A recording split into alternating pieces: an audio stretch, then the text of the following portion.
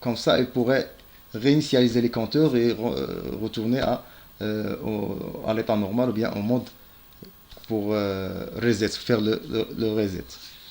C'est comme ça, il y a le recovery management, il y a deux façons qu'on a vu maintenant. Alors, maintenant, on va voir brièvement comment un message est transmis dans le bus CAN. Alors, pour la transmission des messages, le nœud, par exemple, si c'est un microcontrôleur, a un module, comme on a dit, c'est le contrôleur de CAN controller. Qu'est-ce qu'il a ce module? Il a le TXBX. Le TXBN ou bien TXBX, ce sont des transmitters assemblés registres. Ce sont des registres qui assemblent les informations à transmettre. C'est-à-dire, c'est comme une mémoire tampon des messages à transmettre. Alors, comme ça, on préserve les messages dans le nœud pour que la prochaine occasion, elle va transmettre ces messages. Ils ne vont pas être détruits ou bien déformés. Alors, ça, c'est pour les messages pour les registres de TXB.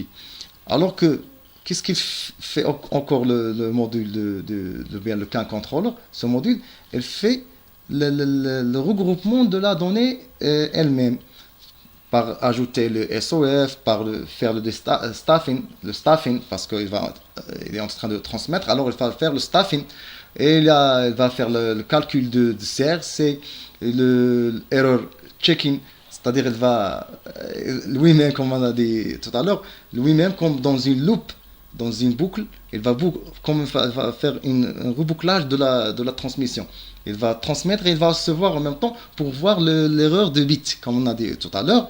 Alors, et il va gérer l'arbitration des messages, c'est-à-dire il va voir est-ce que le chemin est clair, est-ce que le chemin est-ce qu'il a l'accès, est-ce qu'il a la priorité de transmettre.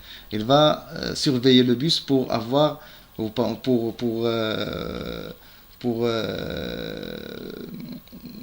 attraper le moment où il va commencer à transmettre, quand il a la priorité. Alors c'est ça le message arbitration, c'est-à-dire qu'il va surveiller la priorité dans le bus pour qu'il puisse envoyer son message. C'est ça et après il va envoyer cette donnée au transceiver, au transmetteur, c'est lui qui est lié directement au bus. C'est le transmetteur, c'est lui qui va assurer de faire la différence de la donnée pour qu'il soit compatible avec le CAN H et le CAN L.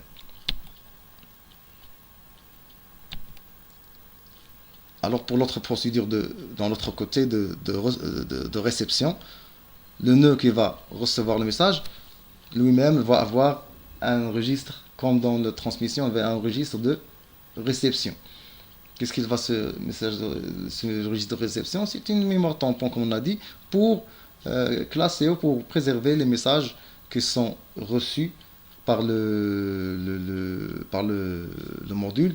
Et avec deux notions, deux nouvelles notions, ce sont les masques et les filtres. C'est quoi le masque et les filtres? Comme on a dit que pour le data link, la couche de liaison de données, on a acceptance filtering. C'est quoi l'acceptance filtering? C'est-à-dire qu'il y a une procédure pour accepter la donnée. C'est ça le masque et le filtre. Le masque, c'est un registre qu'on définit des masques, comme ça pour ces masques, ce registre de masques, on définit des filtres. C'est-à-dire, quelles sont les idées, ou bien quels sont les messages, l'identificateur de messages qui sont acceptés. Alors, tous les messages qui ne correspondent pas à ces filtres, ils sont masqués.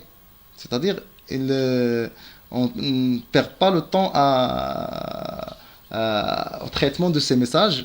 Et après, on trouve que ces messages, ou bien c'est l'identificateur des messages, on n'a pas intérêt à le à le recevoir. Alors, du premier instant, ou bien de premier instant, euh, depuis le premier instant, on masque ces messages. Et comme ça, on gagne de temps et on gagne de temps et on gagne d'espace. Alors, pour le CAN, le module de CAN de réception, qu'est-ce qu'il fait? Il fait le destaffing, c'est-à-dire l'opération inverse de staffing, c'est-à-dire il enlève les bits de staff et il fait la gestion d'erreurs, il fait le check d'erreurs, alors il vérifie le message. Est-ce qu'il n'y a pas une erreur de CRC? Il va faire le recalcul du CRC comme on a vu, vers l'acquittement. Est-ce que le bit acquittement, la forme, le staffing, c'est comme ça. Et après, il va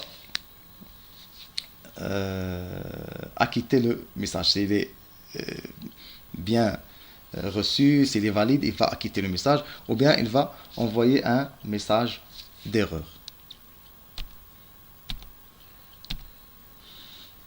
Alors, ici, on va voir un exemple de programmation du nœud en même temps en réception et en transmission qu'il va recevoir et transmettre en même temps. Alors, ça, c'est en micro C. Le micro C fournit une bibliothèque qui s'appelle de CAN.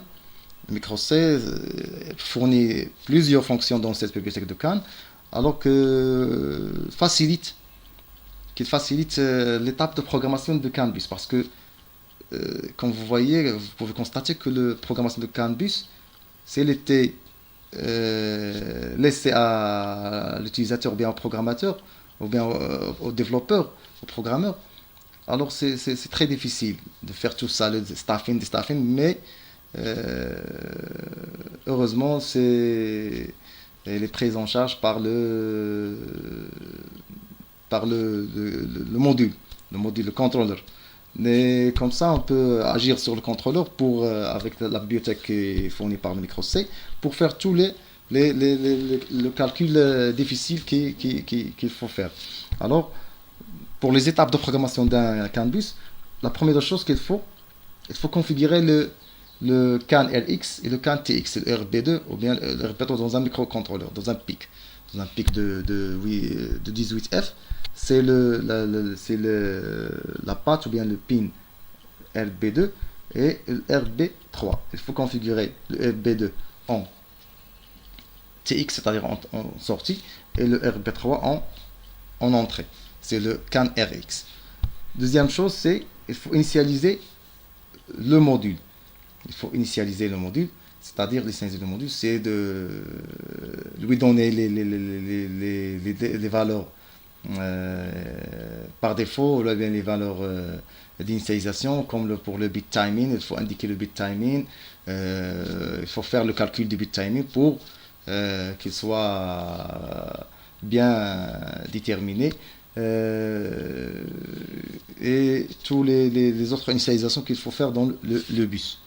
La troisième chose, c'est le config mode.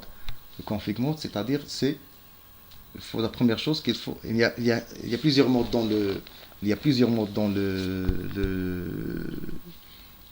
le contrôleur du CAN. Il y a la configuration mode, il y a disable mode, il y a normal operation mode, il y a listen only mode, loopback mode, error recognition mode.